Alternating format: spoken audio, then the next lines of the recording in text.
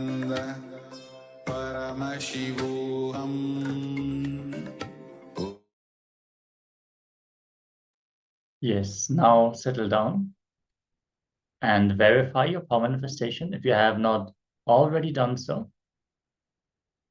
Please let us know the results from your power manifestation here in the chat as we are continuing with the next jnana segment.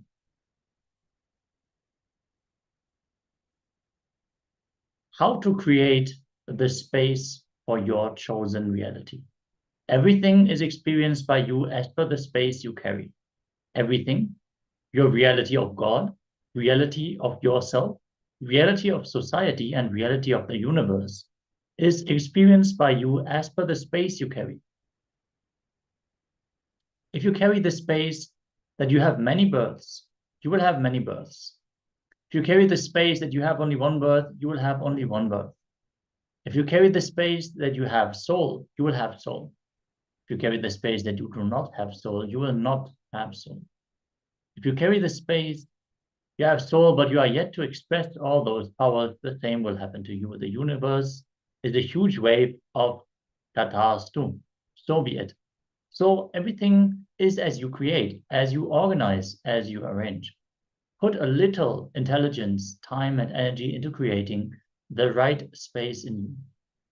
Whatever you dream in the night when you are unconscious is the key to check what space you are in. You need to work and create the right space till you experience that space even in your dream state. Whether it is the great realities of the cosmos or the realities of life or the realities of mind, the space you create creates the reality. How many of you have experienced this? You had something unresolved in your day-to-day life. It would haunt you all the way into your dream, and you would face it off even in the dream. If you avoid attending to something, you would dream running away from it in the nighttime. So decide now to create the space for the best possibility.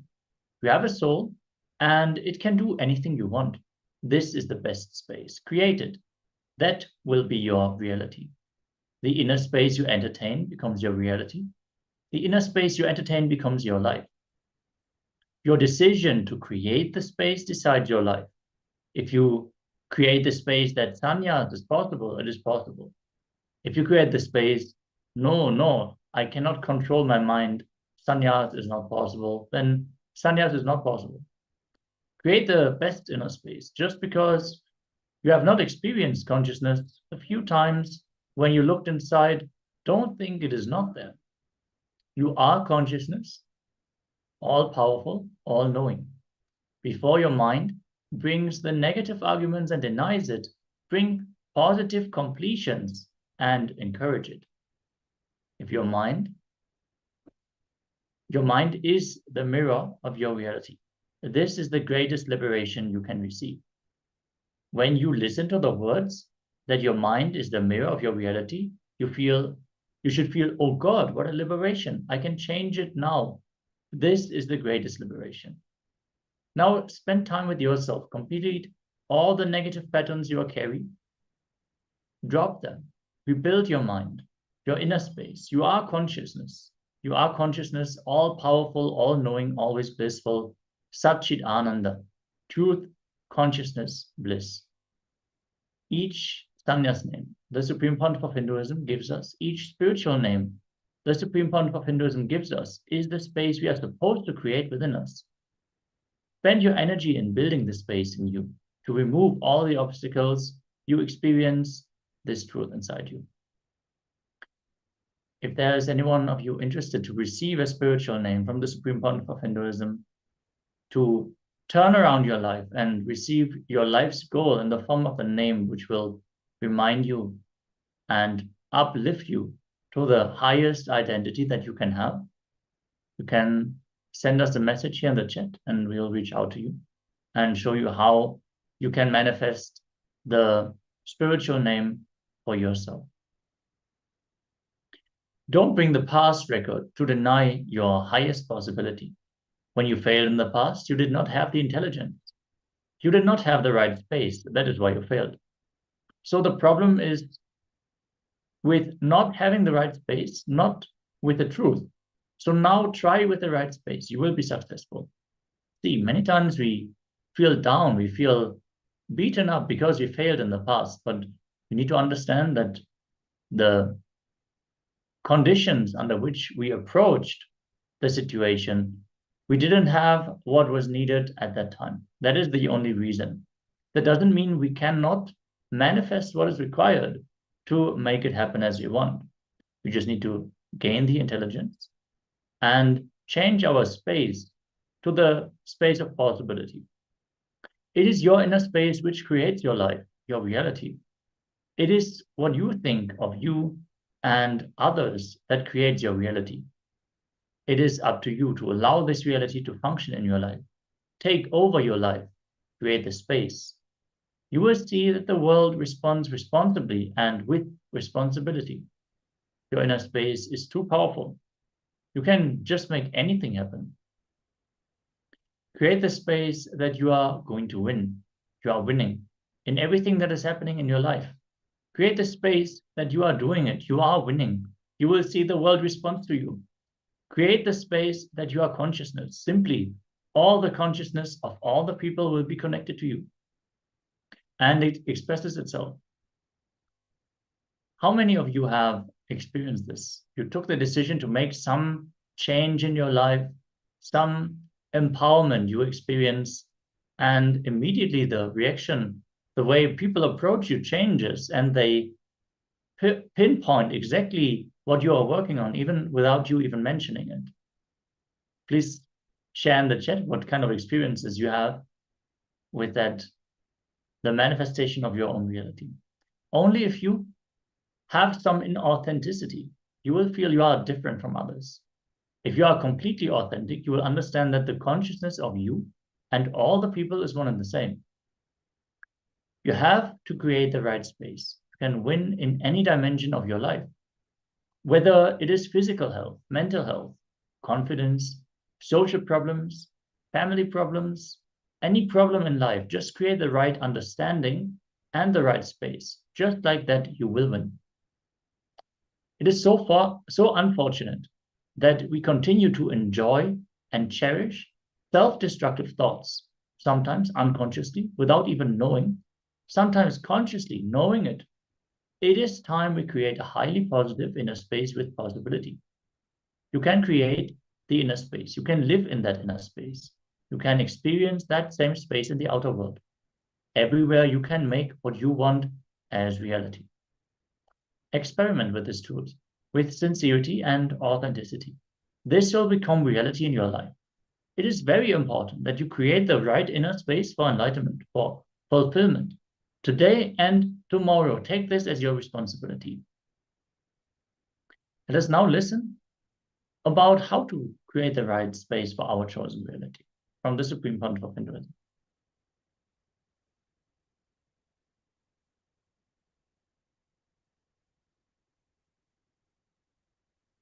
Reality of yourself, reality of society, and reality of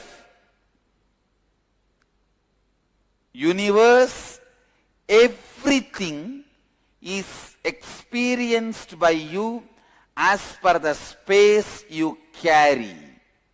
Listen. If you carry the space, you have many births, you will have many births. If you carry the space, you have only one birth, you will have only one birth. If you carry the space, so you have soul, you will have soul. If you carry the space, you don't have soul, you will not have soul. If you carry the space, you have soul, but still you have to express all those powers. Same will happen to you. Universe is a huge tatastu. Listen. Universe is a huge wave of tatastu.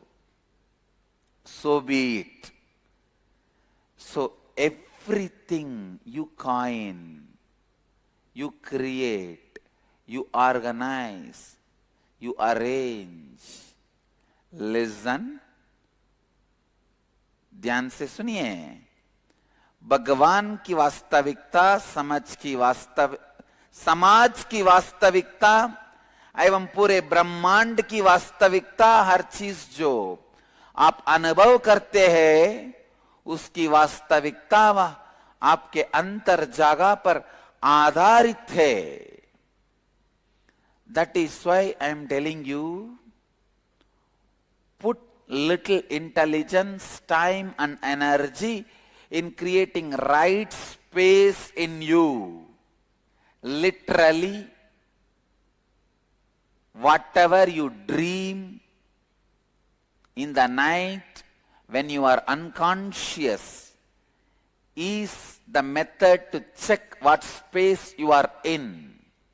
You need to work and create the right space till you experience that space in your dream state. Whether it is the great realities of cosmos or the realities of life or the realities of mind, the space you create creates the reality.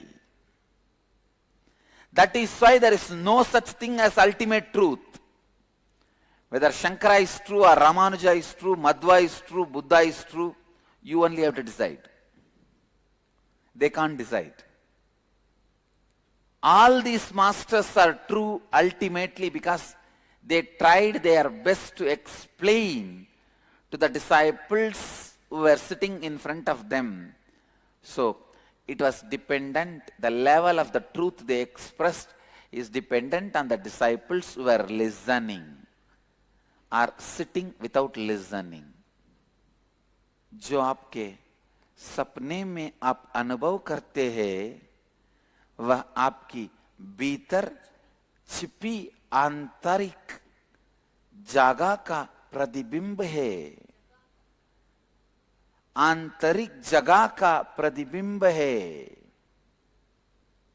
When a person carries the space, he will have only one birth.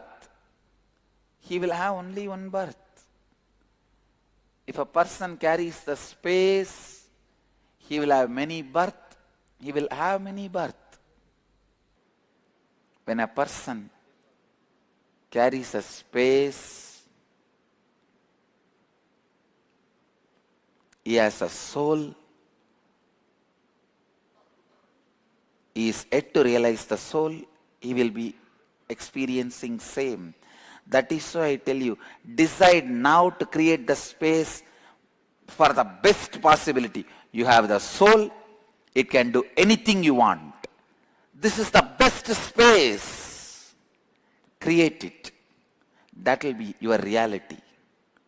I don't want to say that will become your reality. That will be your reality. यदि आपके अंतर जागा में आपको लगता है कि आपके कई जन्म है, तो आपके कई जन्म होंगे.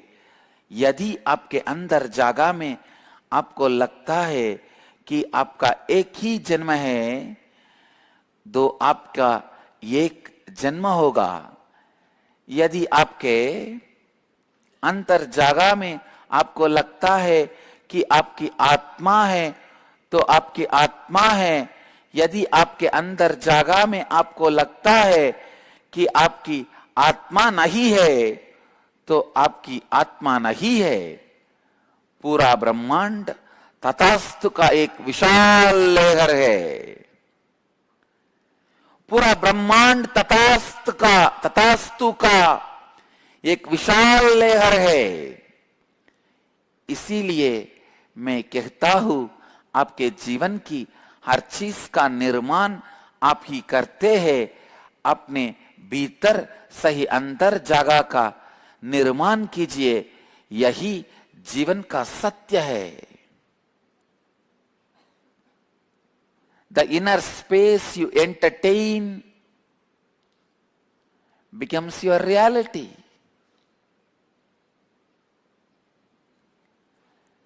Inner space you entertain becomes your life. ध्यान से सुनिए, listen. Your decision to create the space decides your life.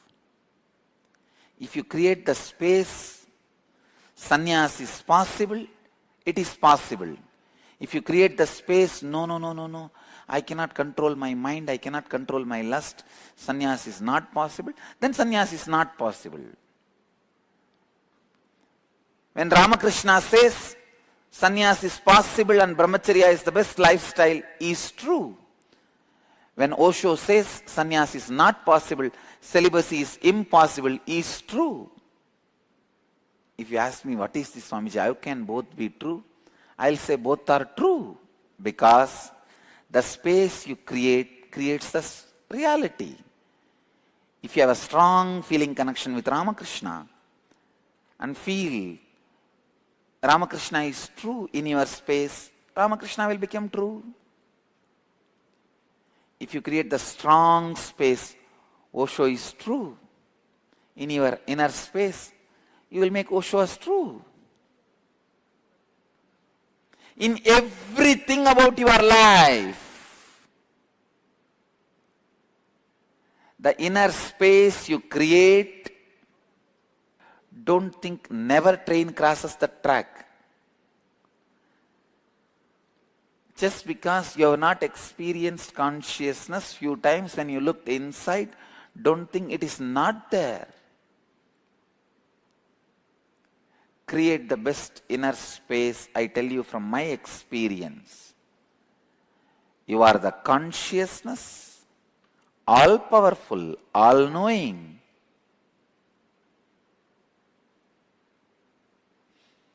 Before your mind brings the negative arguments and denies,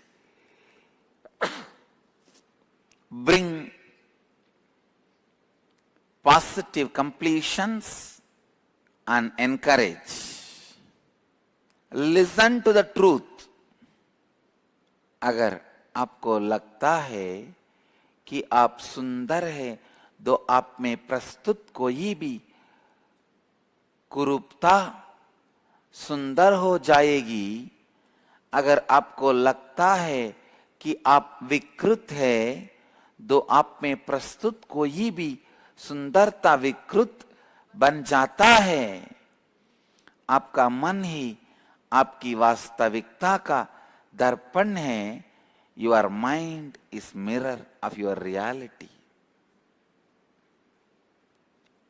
This is the greatest liberation you can receive. The moment I say your mind is the mirror of your reality, don't feel powerless. Most of the time you feel powerless. Oh God, my mind, then what can I do to change my reality? When you listen to the word, your mind is the mirror of your reality, feel, oh God, what a liberation. I can change it now. I can change it now. यदि आप अपने आप को सुंदर अनुभव करते हैं, तो यदि आप अष्टावक्र भी है, जिनके शरीर में अष्टाविकृति थे, तभी आप सुंदरता का अनुभव करते हैं. ध्यान से सुनिए, आपका मन ही आपकी वास्तविकता का दर्पण है. आपका मन ही आपकी वास्तविकता का दर्पण है. This is the greatest liberation. Now, spend time with yourself. Complete all the negative patterns you are carrying. Drop them. Rebuild your mind, your inner space. You are the consciousness. You are the consciousness. All powerful, all knowing, always blissful, Sat, Chit, Ananda. Each sannyas name I give you, each spiritual name I give you is the space you are supposed to create within you. आपका मन ही आपकी वास्तविकता का दर्पण है. जब आप यह बात सुनते हैं तो ये ना सोचिए कि आप अभी निस्सहाय हैं. यह सोच के चलिए कि आप अपने मुक्ति का मार्ग पा लिया है और आपको केवल अपने मन से ही मुक्त होना है. यही जीवन की सबसे बड़ी मुक्ति है. आप इस सत्य के साथ आपने आपके साथ बैठिए. आप ही सबसे शक्तिशाली चेतना है, सच्चित आनंदा है. Today and tomorrow spend your energy in building the space in you to remove all the obstacles to experience this truth inside you. If you think, I cannot make it for inner awakening, I don't have money, I don't have time, I don't have mind, I don't have people who will allow me and cooperate for me, people who are around me don't cooperate, they don't support me. Now create the space. Create the space. I am the consciousness. It is possible for me. I can create what I want. I can do what I want. I am creating the time I need, mind I need, support I need around me, and money I need to do what I want. And I am doing it. आपको केवल अपने मन से ही मुक्त होना है. Don't bring the past record to deny your highest possibility. When you failed in the past, you did not have the intelligence, right space. That is why you failed. So the problem is not having the right space, not with the truth. So now try with the right space. You will be successful. It is like, if the central government has failed, you put the blame on state government. If the state government has failed, you put the blame on central government. Because of not having the right space, you failed. So don't put the blame on the space itself, on the truth itself. Truth has not failed. Not applying the truth has failed. You say, no, how many times I applied, it is not working. No. Not applying the truth has failed. Truth has not failed. So, if one government fails, don't put the blame on the other government. आज और कल अपने पूरे शक्ति का उपयोग कीजिए और अपनी अंदर जगह का निर्माण कीजिए, इस समझ के साथ कि आप सच्चिदानंद स्वरूप है, आप अपने विश्व के ब्रह्म हैं और आप अपने जीवन को अपनी इच्छा अनुसार आपसे जी सकते हैं, आपसे जी सकते हैं. यदि आप सोचते हैं कि इनर अवेकनिंग के लिए मेरे पास पैसा नहीं है, समय नहीं है, मेरे जीवन के लोगों के कारण में नहीं इनर अवेकनिंग के लिए नहीं आ सकता हूं, अभी उस अतीत के साथ पूर्ण हो जाइए. आपके अतीत की विफलता का कारण है आपकी गाल अंतर जागा, आपकी गलत अंदर जागा, आप सही अंतर जागा बनाइए। सत्य कभी विफल नहीं होता है, सत्य कभी विफल नहीं होता है। केवल आपके उस सत्य का उपयोग नहीं करना ही आपकी विफलता का कारण है। आप निर्णय लीजिए कि आप सही अंतर जागा बनाएंगे। आप निर्णय लीजिए कि आप सही अंतर जगह बनाएंगे। When you have that mood constantly, मैं नहीं, you will experience only that. It is your inner space which creates your life reality. It is what do you think of you and others creates your reality. Up to you, allowing this reality to function in your life, take over your life. जब आप में लगातार में नहीं कहने वाले नकारात्मक मनोदशा जीवित है, तब आप लगातार विफल होते जाएंगे। केवल एक सकारात्मक मनोदशा का निर्माण करने से ही आप जीवन में जीत का अनुभव कर पाएंगे।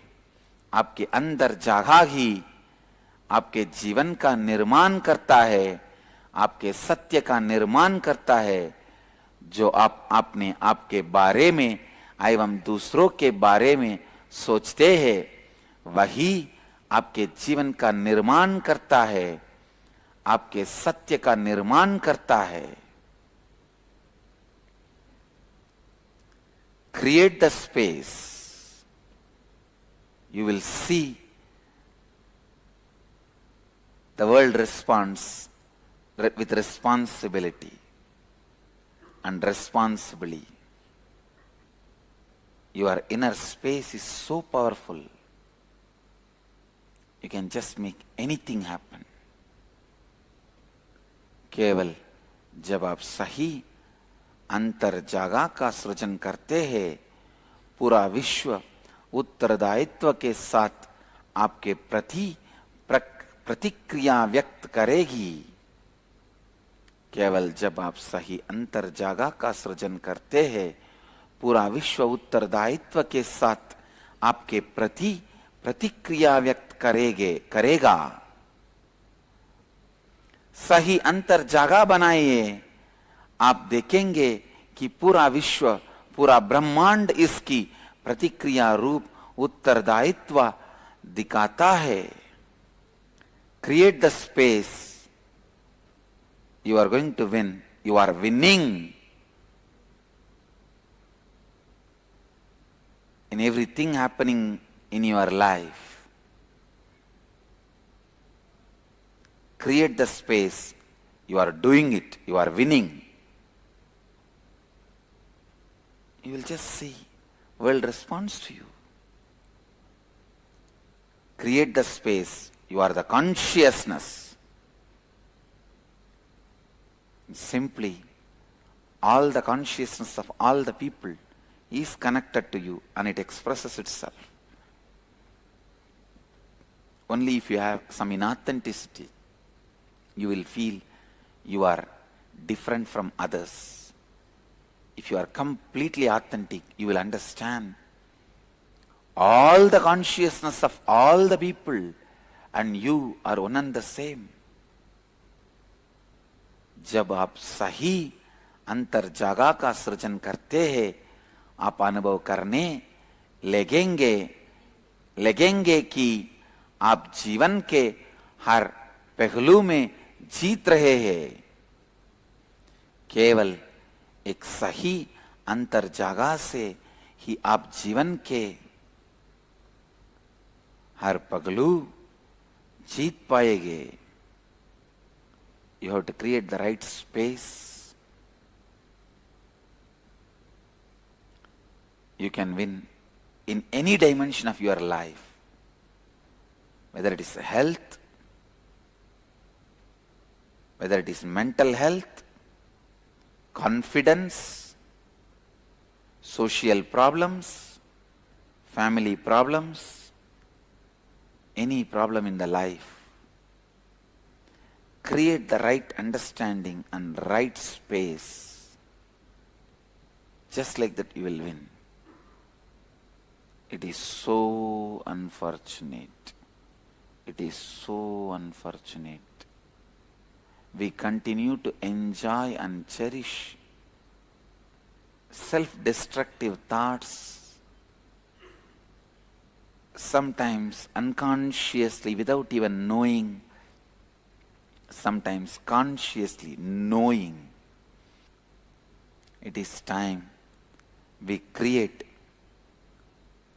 highly positive inner space with possibility.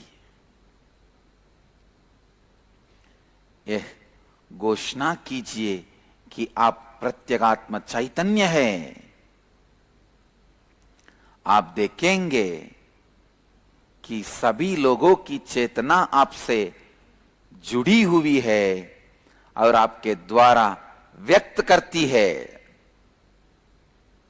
जब आप में अश्रद्धा है तभी आपको लगता है कि आप दूसरों से भिन्न है। जब आप में पूरी श्रद्धा है आपको अनुभव होता है कि आपकी चेतना और दूसरों की चेतना एक ही है।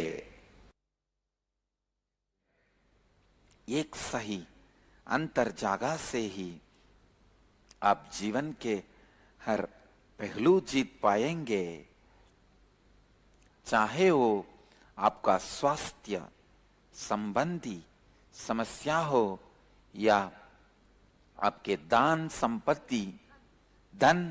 संपत्ति संबंधी समस्या हो या कोई भी और समस्या हो। जीवन का हर समस्या का समाधान केवल एक सही अंतर्जागा का सृजन से ही संभव है। आपके जीवन की हर समस्या का समाधान केवल एक सही अंतर्जागा का सृजन से ही संभव है। You can create the inner space. You can live that inner space. You can experience that same in the outer world, everywhere. You can make what you want as reality. What you want as reality. आपके जीवन की हर समस्या का समाधान केवल एक सही अंतर जगह का सृजन से ही संभव है। This is the essence of what I wanted to say in today's satsang. Listen, experiment with this truth, with sincerity, authenticity. This will become reality in your life. समझने की कोशिश कीजिए, आप ऐसी अंतर जागा का सृजन कर सकते हैं और उसे जीकर अपने बाहर की दुनिया में उसे अनुभव कर सकते हैं, जो आपका आनंद एवं सफलता का अनुभव दे सकता है। इस सत्य के साथ प्रयोग कीजिए, आप देखेंगे कि ये सत्य आपके जीवन में प्रत्यक्ष होता है। समझने की कोशिश कीजिए। आप ऐसी अंतर जागा का सृजन कर सकते हैं और उसे जीकर अपने बाहर की दुनिया में उसे अनुभव कर सकते हैं, जो आपको आनंद एवं सफलता का अनुभव दे सकता है। It is very important.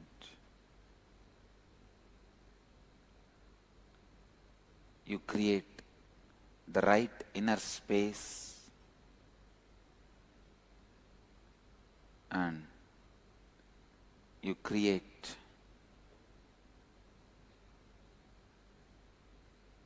the space for enlightenment. You create the space for fulfillment. समझने की कोशिश कीजिए।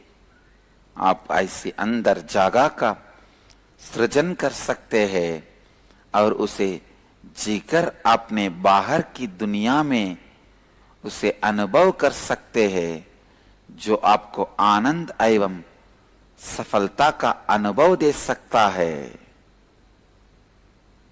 Today and tomorrow, take this as your responsibility.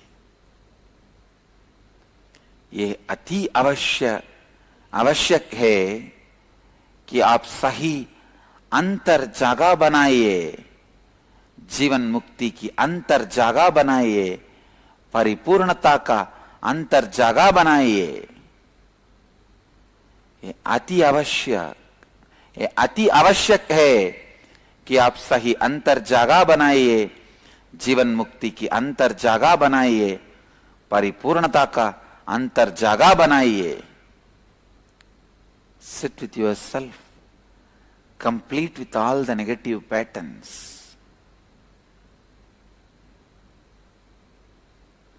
Create the right inner space by completing again and again with you, with the Swapurnatva, self-completion.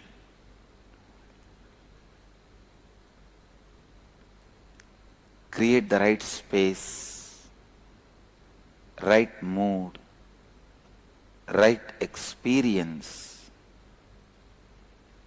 Meenakshi was successful in her Digvijaya,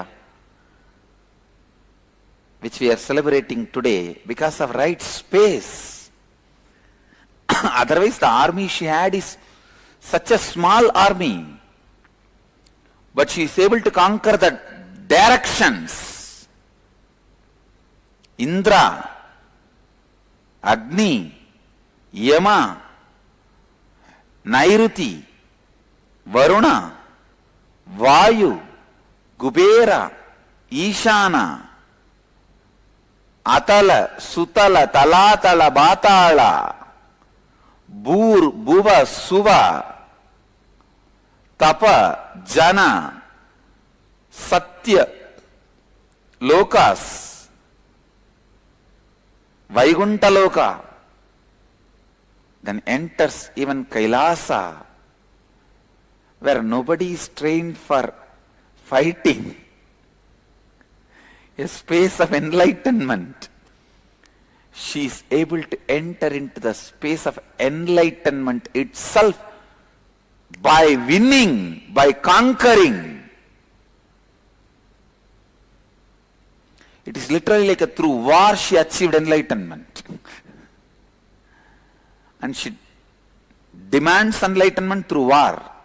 She says, come on, either give enlightenment, otherwise I am coming to fight with you, having a war with you. But her inner space was so strong, even Shiva has to bend, and he says, all right, you will have the experience you wanted, I am coming, go. Don't create a mess here. Because Nandi was defeated. And then Shiva comes, not only gives enlightenment to Mahadevi, Meenakshi, marries her and gives the half as Ardhanarishwara. स्वयं के साथ वक्त बिताइए और अपने हर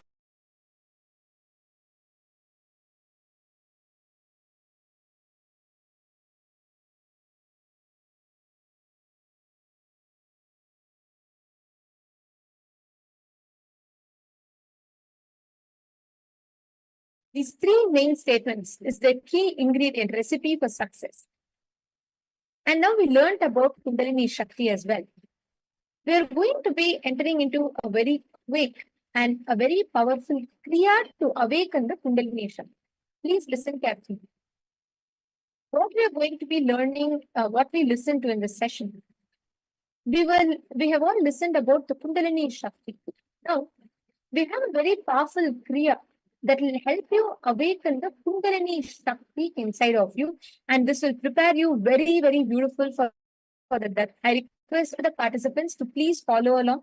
Swamiji will himself be guiding all of us into the Kriya for awakening the Kundalini Shakti inside of us.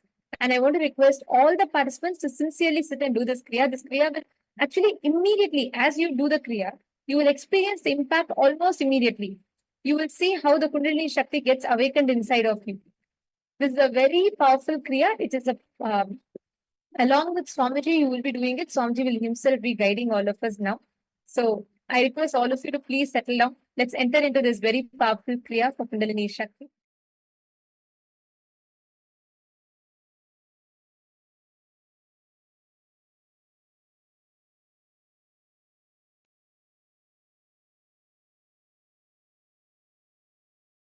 Let me enter into Kriya now. Understand? The instruction. It's a 7-part, means 7 steps.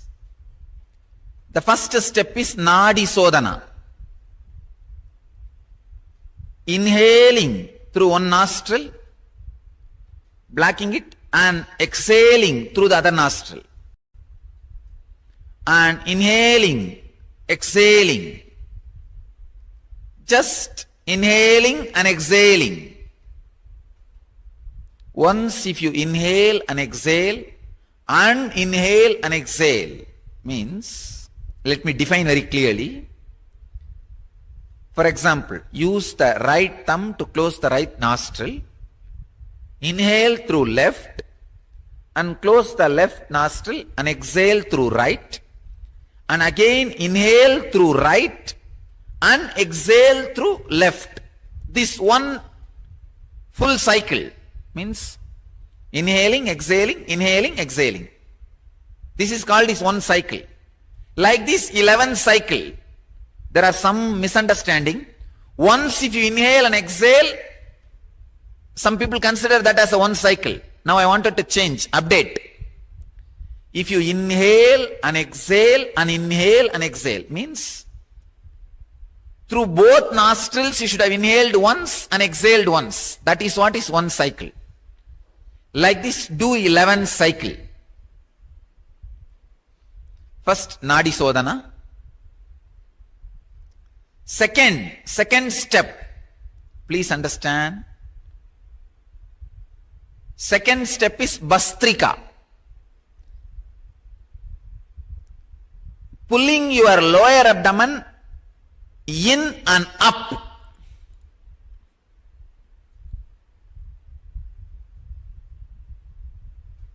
In and up. At least 21 times. Bastrika. Second, please understand. First is Nadi Sodhana. Second is Bastrika. Third is Samana Kriya. Inhaling as slowly as possible. Holding as long as possible. Exhaling as slowly as possible. Holding the lungs empty as long as possible.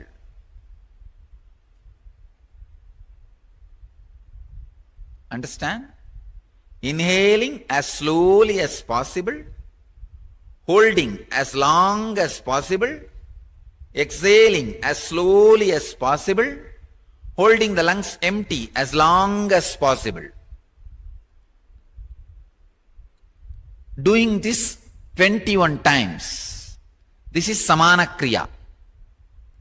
Fourth step. Get into the Sambhavi Mudra.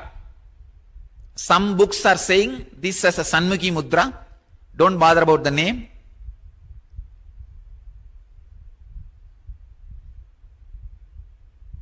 Just understand the practice. Thumbs on your ears, index finger and middle finger on your eyes, ring finger on your nostrils, little finger on your lips. Just shut all the five senses suddenly, including breathing. Please understand, if you already have high blood pressure, any other heart conditions or disorders or diseases or lungs problems or any other serious illnesses, don't do this kriya. Don't do Yan kriya. Just sit and meditate silently without doing the kriya. Just sit silently. Others, please do it sincerely. Shut all the five senses. Intensely the Kundalini will be awakened from inside. Do this 21 times. When you shut, hold as long as you can. Only when you feel you are almost going to faint, allow the breathing. Only open your nostrils. Allow the breathing balancing. Let it inhale or exhale and balance itself. Allow the breathing.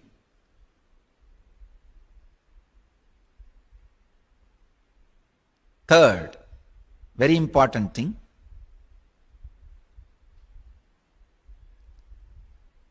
Please understand. First, shut. Second, allow the breathing. Third, you don't do inhaling or exhaling. Let it happen by itself.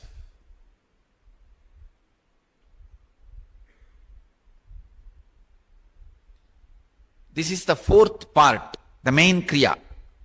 Fifth part is sit and intensely hum for 7 minutes. Hum intensely for 7 minutes. As intensely as possible. For 7 minutes. And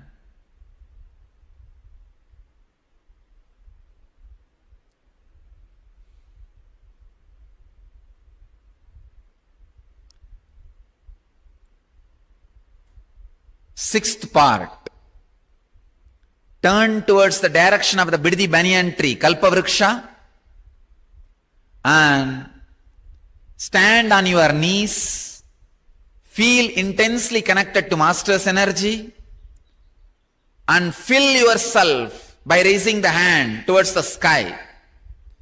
When you are full, overflowing, surrender to the earth, offer the whole. Empty yourself. Receive and empty, receive and empty, receive and empty, at least 7 times. So that you become pure channel. All your 7 energy centers, chakras are cleaned. You become pure energy channel. And the 7th part is just sit, strongly feel connected to the Master. Send a strong, positive, loving, peaceful, blissful vibration to the whole cosmos. Bless the whole world.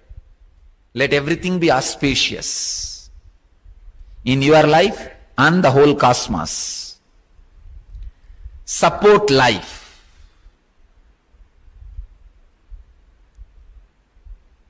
Seventh part, you will experience intense Kundalini awakening and my presence and levitation. Let's start the Kriya. First, let's start the first part, first step. Nadi Sodhana. Start the Nadi Sodhana. Inhale through the left nostril deeply and exhale through the right. Again, inhale through the right and exhale through the left. Do this cycle at least 11 times.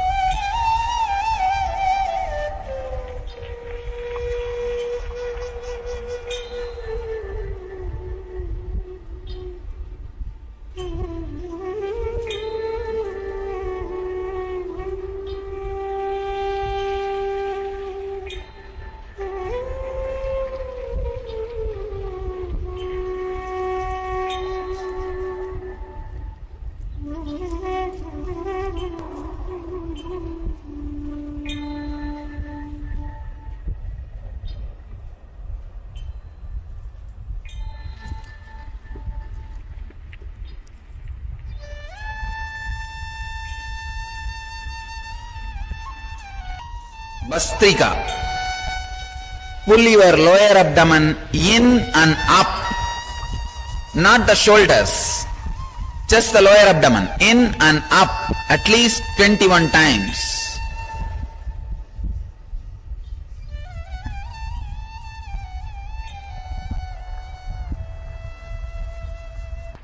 Inhale as slowly as possible. Hold as long as possible. Exhale as slowly as possible. Hold the lungs empty as long as possible.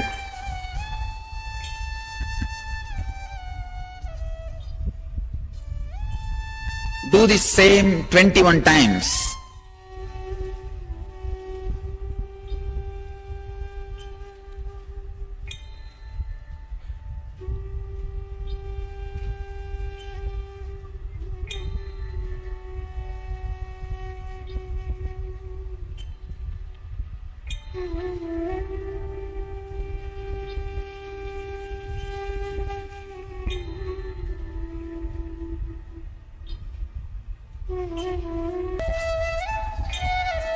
Now enter into N Kriya, the main Kriya.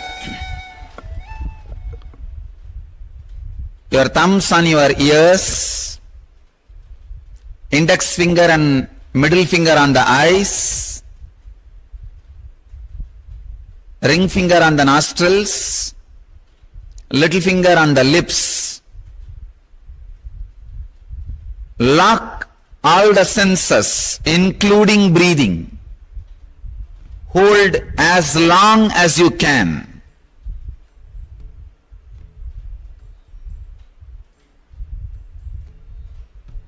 Let all the people who are waiting for Vibhuti experience intense Kundalini awakening.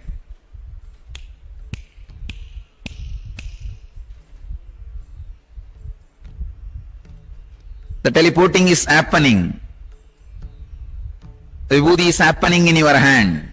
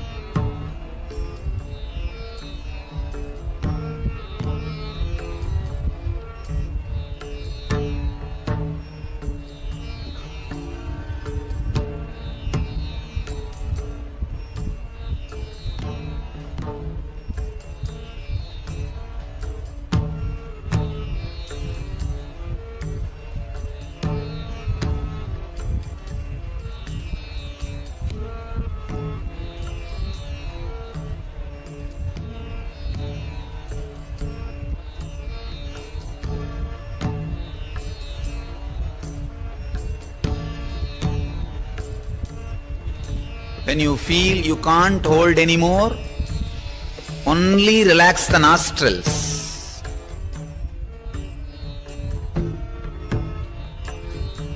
Allow the breathing to balance itself.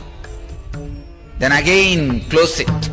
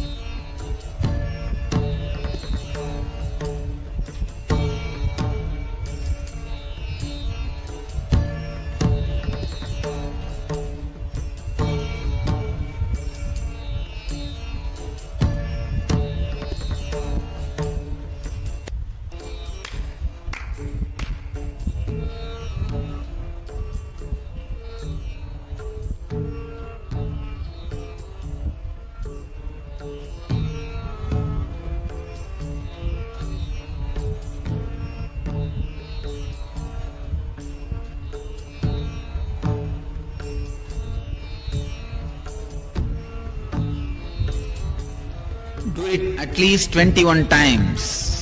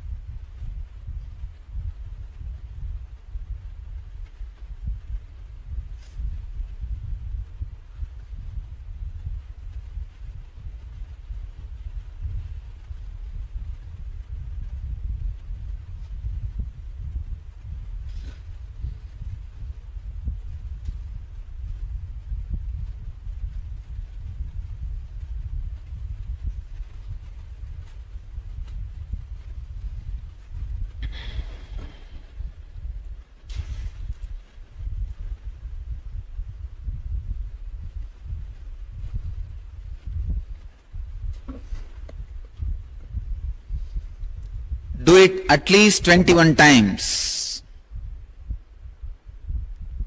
Do sincerely as long as possible. Hold as long as possible.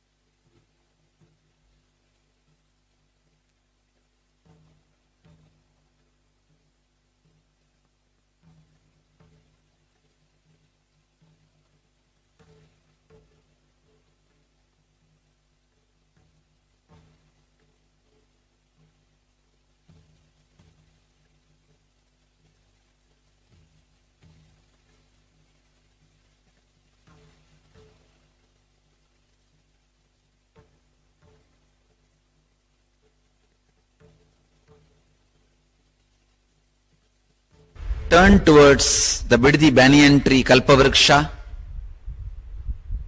Stand on your knees.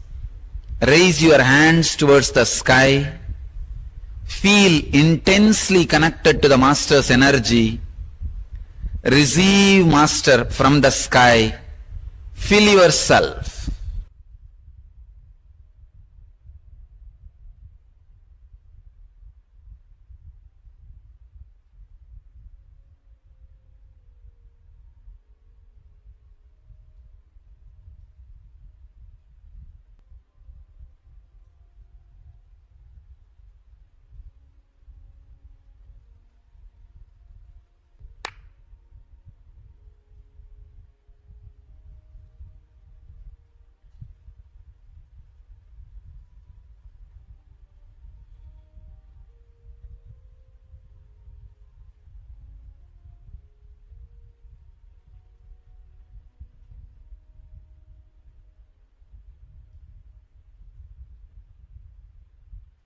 Strong, loving, blissful vibrations to the whole cosmos.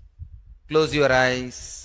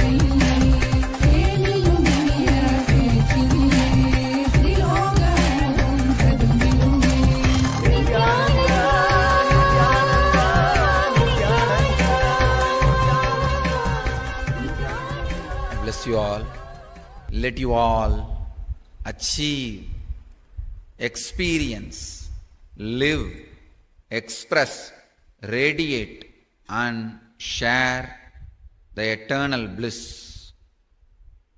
Nityananda. Thank you.